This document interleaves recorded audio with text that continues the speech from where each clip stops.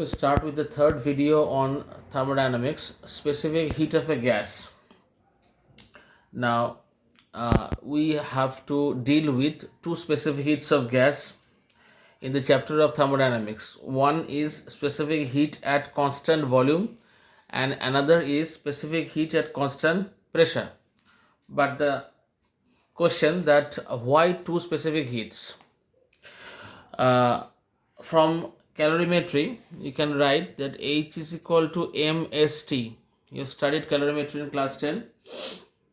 So heat is equal to mass into specific heat into temperature change. From that we get S is equal to H by mt. Now what is H? H we can write as heat transfer. Heat transfer by mass into temperature change. Now for a body of unit mass, what happens if we take mass equal to 1? Then we get S is equal to H by T. So now we are going to discuss why two specific heats of a gas. Now this definition of specific heat is useful for solids and liquids, but it is incomplete in case of a gas or other gases. Now for example, if a gas is suddenly compressed, if a gas is suddenly compressed, what happens if a gas is suddenly compressed? Its temperature rises. Its temperature rises.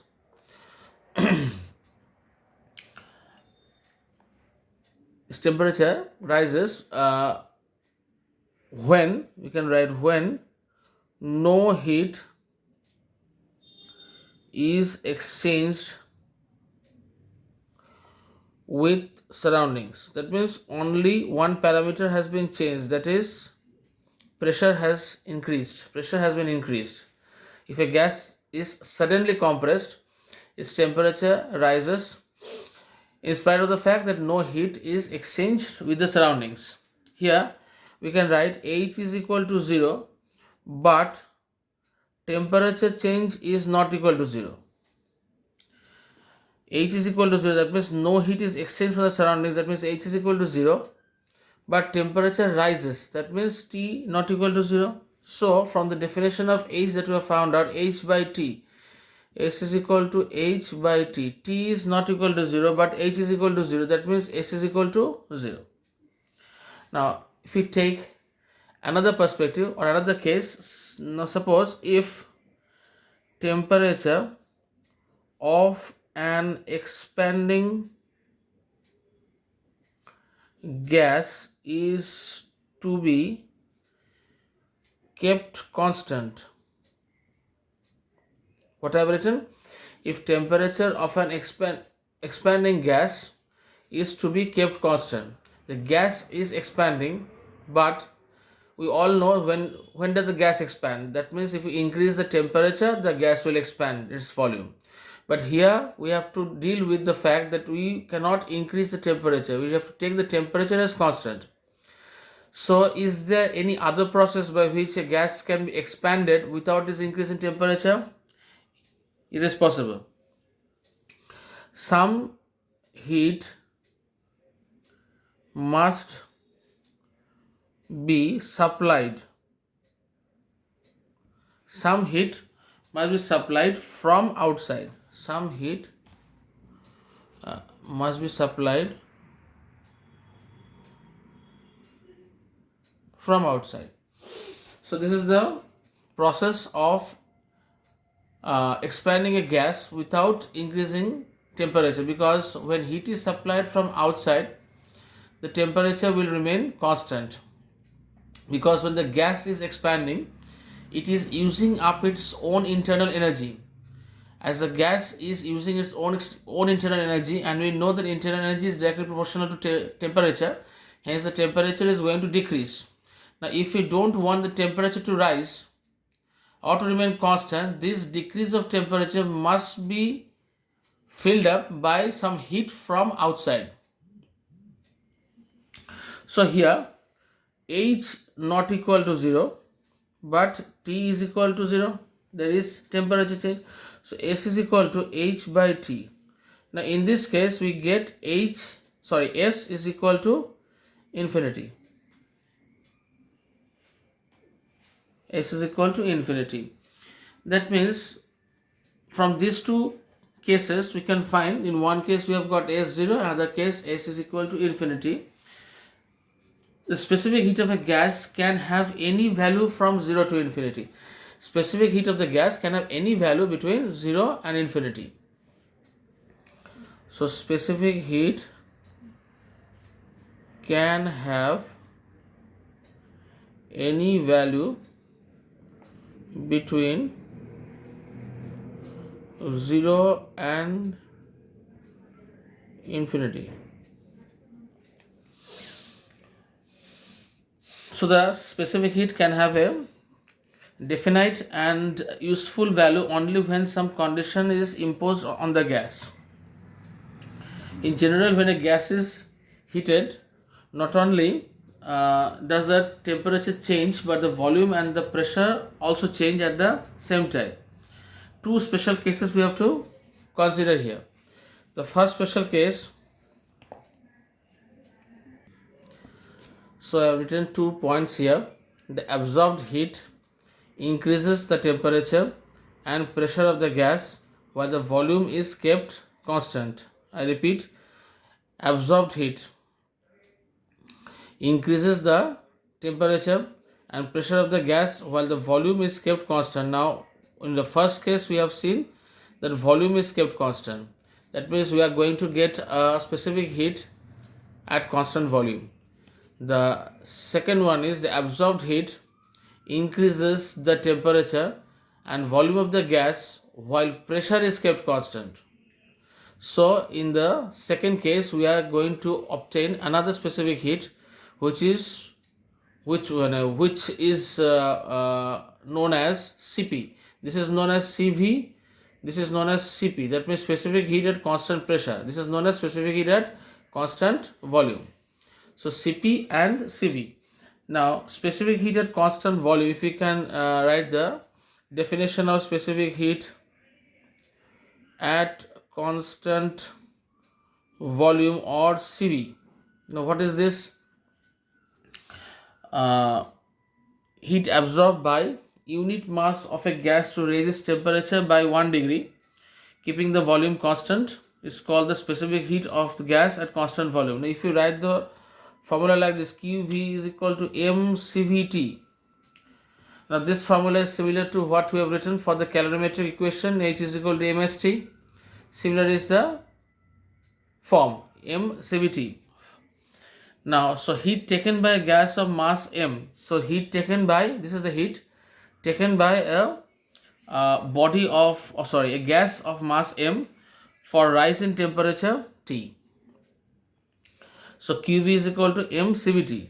Again, if we write specific heat at constant pressure, or Cp, we can write Qp is equal to mCpt. Now these are two different quantities, Cv and Cp. So by definition we can write Cp, heat absorbed by unit mass of a gas to raise the temperature by 1 degree, keeping pressure constant. Here pressure is kept constant. It's called the specific heat of the gas at constant pressure. Now heat capacity at constant volume. In calorimetry you have heard this word, heat capacity. Now what is heat capacity? We can write Cv is equal to Qv by Mt. M here. mCv is equal to Qv by T. Here mCp is equal to Qp by T.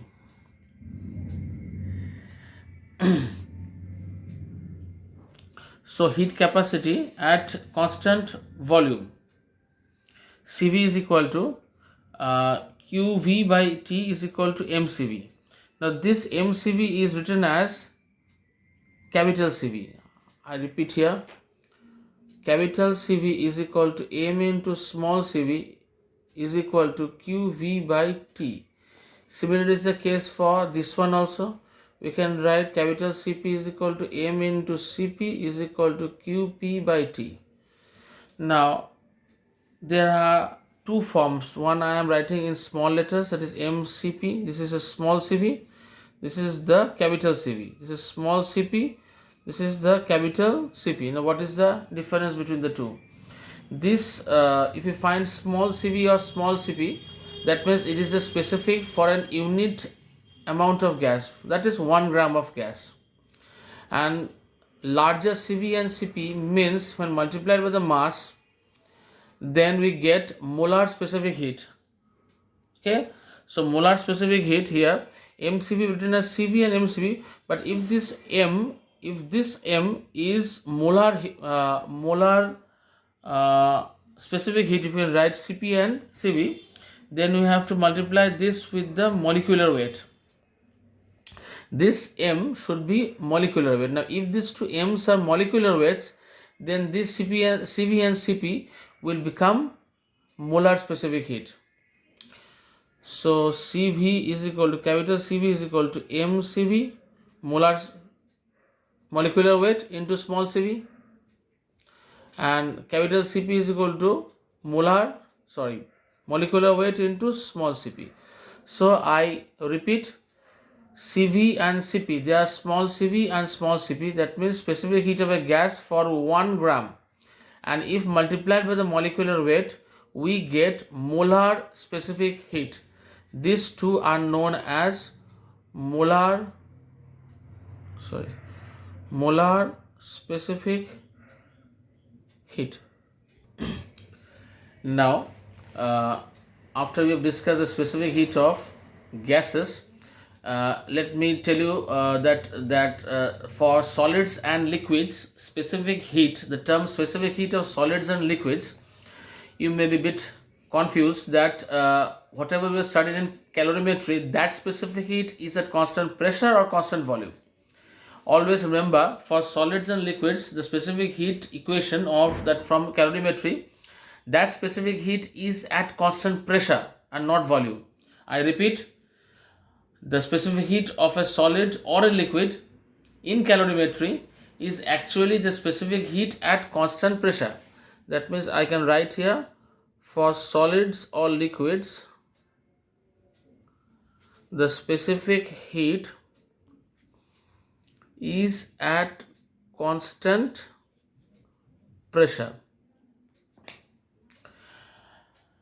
Suppose for water, we all know what is the specific heat of water, 1 calorie per gram per degree centigrade. For water, what is the specific heat?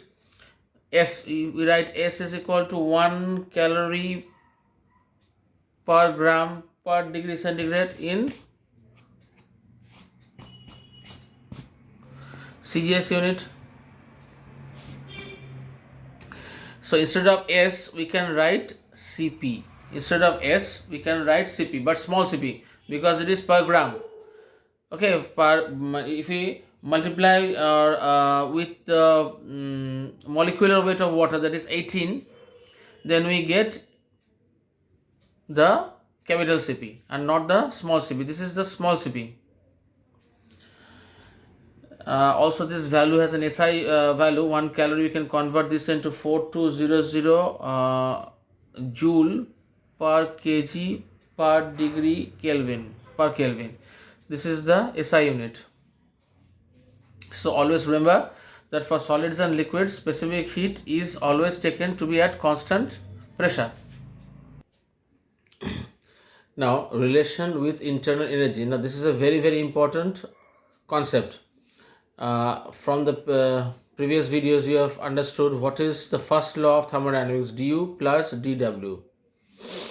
So, du, or change in internal energy, and dw you can write pdv. Now, for constant volume, if volume is constant, that means dv is equal to 0. Therefore, dv means pdv part is 0, this part is 0.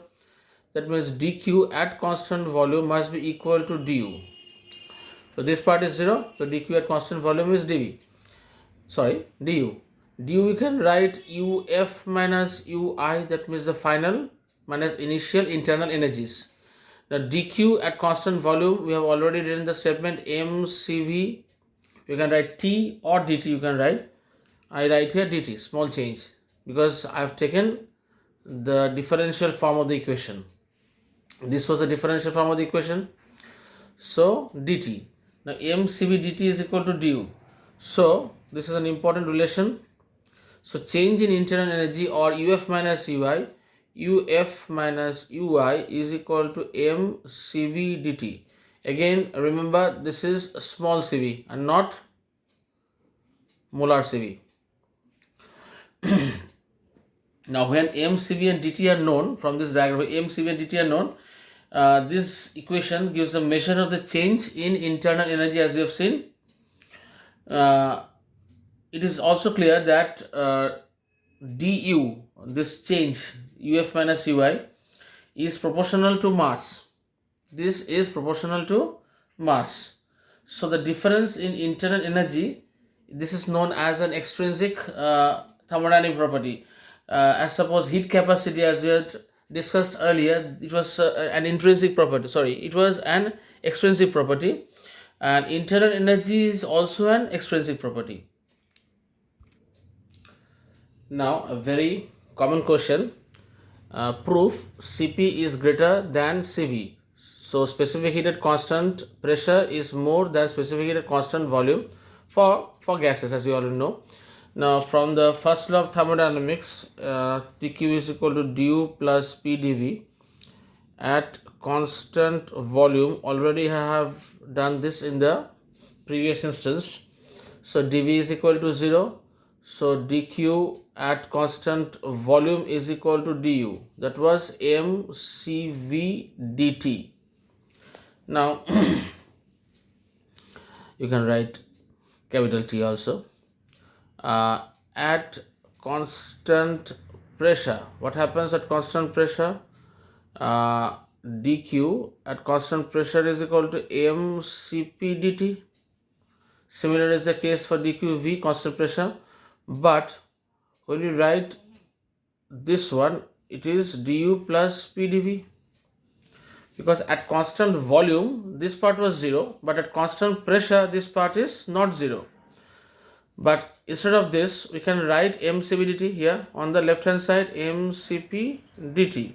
Now what was du? We had already found out mcv dt plus p dv. Now we take m common from these two terms, taking the first term on the right hand side to the left hand side, we get Cp minus Cv dt is equal to p dv. Now what is Cp minus Cv? Is equal to p dv by m dt. Now as volume of the gas increases with temperature rise, dv by dt is equal to 0. As volume of gas increases with temperature rise, dv by dt is greater than 0. So we can say that Cp minus Cv is greater than 0, because P and M are positive quantities, and this rate, if it is a positive rate of rate of increase, that means Cp minus Cv is greater than 0. That means Cp is greater than Cv.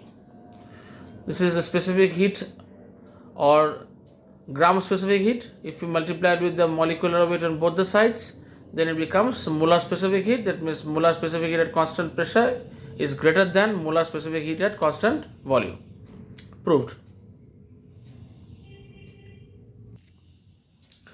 Now after we have proved this, Cp greater than Cv, we must learn one thing, that this is the case we had discussed for gases, but in general this is also true for solids and liquids. For any substance, the specific heat at constant pressure is greater than the specific heat at constant volume. I repeat, for any substance, any means solid, liquid, gas, for anything, Cp is greater than Cv. We have proved it for gases, but this is true for all kinds of substance. This is because at constant volume, no work is done, so the heat absorbed changes the internal energy only. But at constant pressure, heat absorbed changes the internal energy and also does some work. Thus, a greater amount of heat is absorbed in the latter case, and as a result, the specific heat at constant pressure is higher. This can be the theoretical explanation. Another very important relation, difference between two specific heat of an ideal gas. Now let us consider 1 mole of a gas. From the first law of thermodynamics, if this question comes in the examination, you have to start direct from the first law of thermodynamics. You have to listen to this part of the video very well, because a big mistake is made by students. Let us consider 1 gram of a gas, volume V, pressure P, absolute temperature T. They are related as PV is equal to RT. You all know this relation. This is the universal gas equation, where R is the universal gas constant. You know the value of R. R is 8.31 into 10 to the power 7 erg mole inverse, centigrade inverse, or only 8.31 joule mole inverse, Kelvin inverse. Or in calories, you convert this joule to calories, that means you divide it by 4, it somewhat comes round about 2. Divided by 4.2, 4.2, it roundabout comes round about 1.9, and you round that figure, it comes to 2 calories per mole per Kelvin. Now these three values you have to remember very well. This one, the last one, is the most applicable value. From the first law of thermodynamics, we have learned dq is equal to du plus dw, that means du plus pdv. Now suppose the temperature of the gas is raised by dt. The temperature of gas is raised by dt. Now what happens, raised by dt at constant volume, Now we can write dqv is equal to cv dt. I have not written mcv dt because I have taken this to be the molar specific heat. That means that is for 1 mole. In the beginning, I have already said that we have to consider 1 mole of the gas. This is why I had said 1 mole. Now 1 mole means I have multiplied mcv, gives the big cv, and this m is capital M, or molar specific heat. We have taken 1 mole, so we have to multiply this with the molecular weight. It becomes capital Cv. So you have to write dqv is equal to only cv dt. This is the big one, cv dt. Now dqv, we have already shown in this previous case that this is for the internal energy change. This can be related to the internal energy change. Now instead of this one, from the first law we can write dq is equal to cv dt. Instead of du, we are writing cv dt. dq is equal to cv dt plus pdv. Up till this we have already discussed in the previous case, but now this equation is applicable for all processes. This equation is applicable for all processes.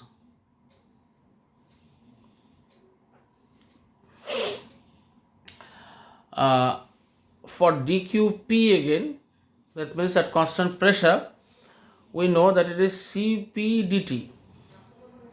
This is at constant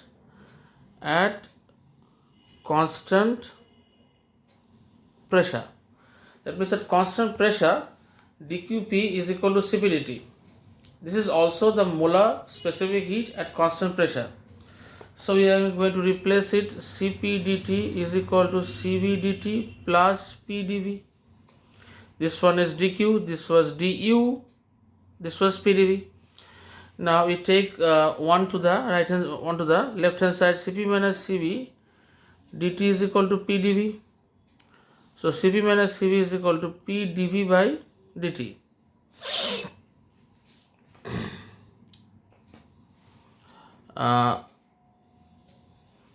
From the universal gas equation, PV is equal to RT, we can get volume is equal to RT by P. Volume is equal to RT by P. Now here we require this rate of change dV by dt. So do the derivative of V with respect to T. That means R by P is constant, it remains, and for T it becomes 1. So dV by dt is equal to R by P. So we are going to replace Cp minus Cv is equal to P R by P. Instead of dV dt we have replaced R by P. So P gets cancelled, is equal to R. So difference between the molar specific heat or capital Cp minus Cv is equal to R.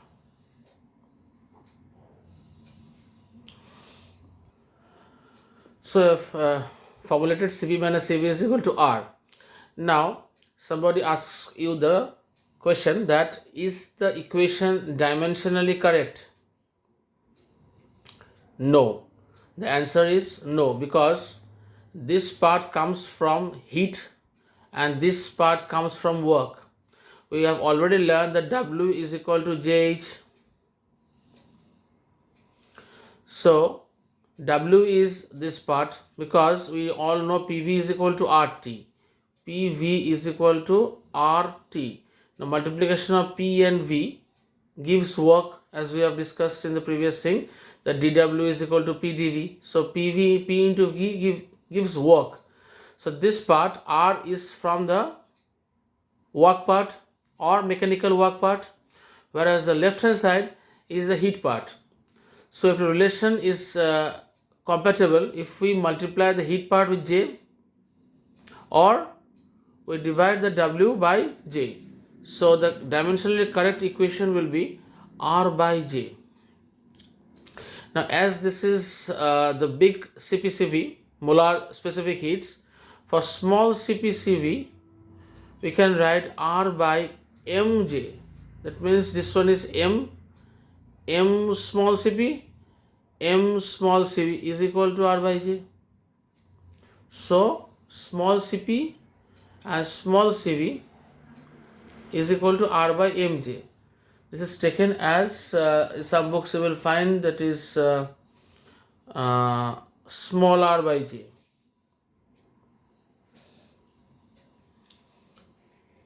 So the relation, don't forget to divide this with the value of J.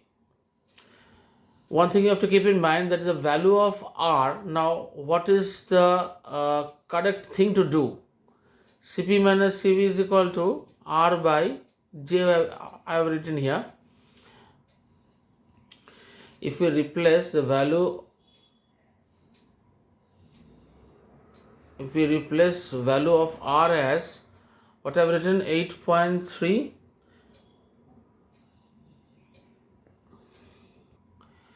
8.31 into 10 to the power 7. This one was arg. Okay, let me first don't go into the, let me first not move into the arc part. We write it as 8.31 joule per mole per Kelvin. We divide it by 4.2.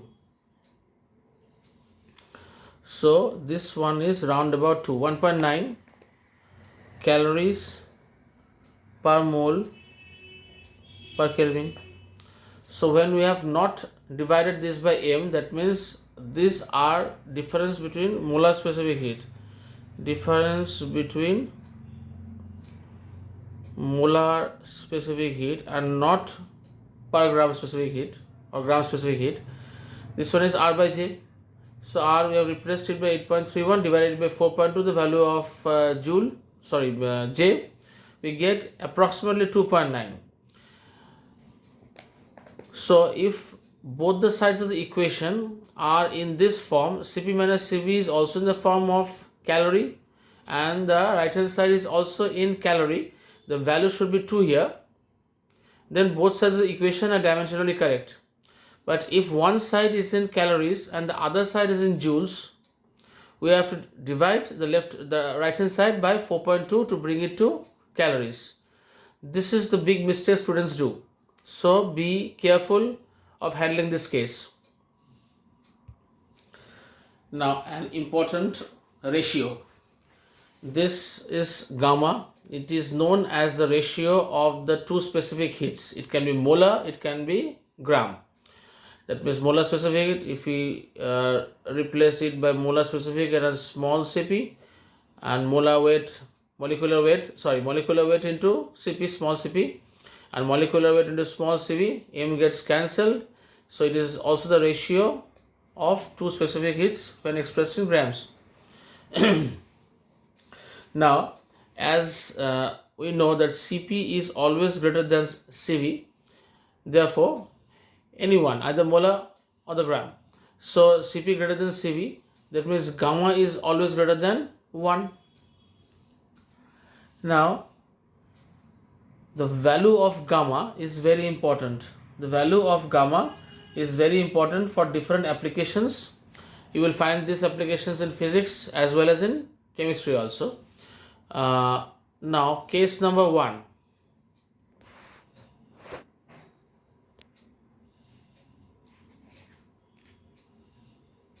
Case number 1 means the value of gamma for different atomicities. The value of gamma for different atomicities. Number 1, if it is a monoatomic gas.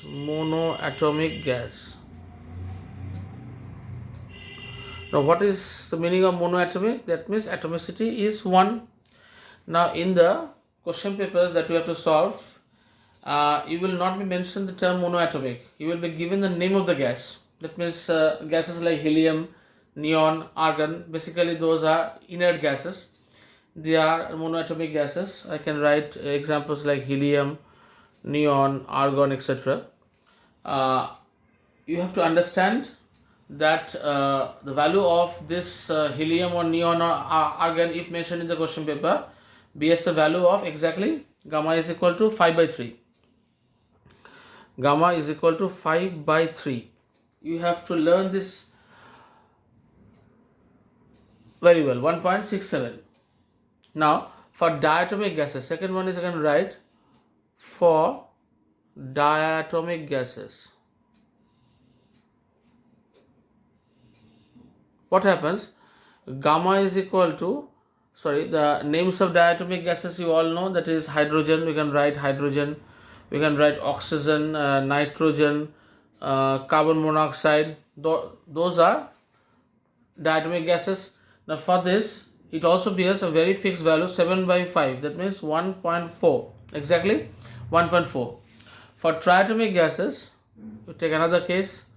For triatomic cases or gases, you can name suppose H2O, water vapor, or water. You can write carbon dioxide, CO2, 1 and 2, 3, ozone. Such types of gases are triatomic gases. Now value of this gamma for this triatomic gases, this is also a fixed value, 4/3. We can write 1.33.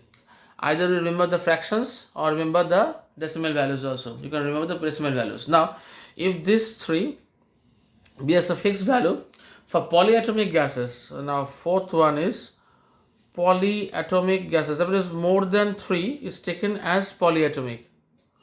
More than 3 is taken as polyatomic. Suppose N is 3, ammonia. Another one you can say CH4. This is 4 atoms. This has got 5 atoms.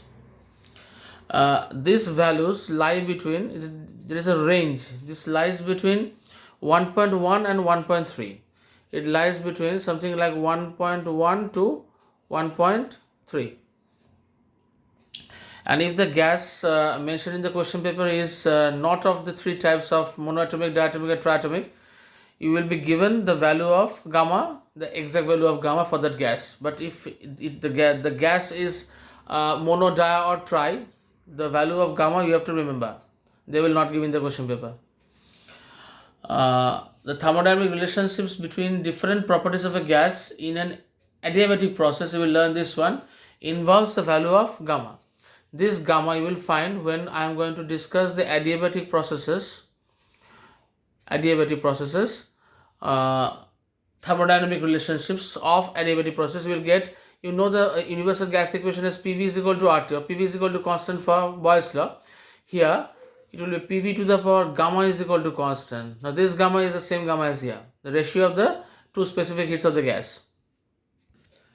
Now specific heat of a mixture of gases. You don't have to go to greater details in this form. You just write the formulas you can remember.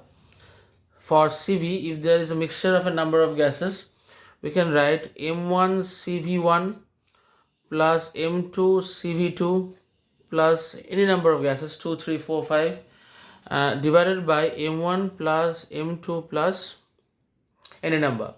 So this is the value of the or rather we can say the heat capacity per unit mass. Heat capacity per unit mass. For small Cp, this was small Cv, exactly the same stereotype format, M1 Cp1 plus M2 Cp2 plus by M1 plus M2 plus dot. So these are the two forms. Similar expressions are obtained for the molar specific heats of the specific gases. If we are asked to given the molar specific heats or determine the molar specific heats, this individual specific heats of the individual gases we have to replace by the molar specific heat values. Now the approximate value of gamma. Now gamma we all know it is Cp by Cv. So this two can be divided to find the value of gamma. So on top, on the numerator or in the numerator, we can write M1 gamma 1, M2 gamma 2 plus again, so M1 plus M2 plus again. So if we divide this two, this denominator gets cancelled, and every time we do this, we get M1 gamma 1, Cp1 by Cv1, that means gamma 1. So you have to remember these three if a mixture comes.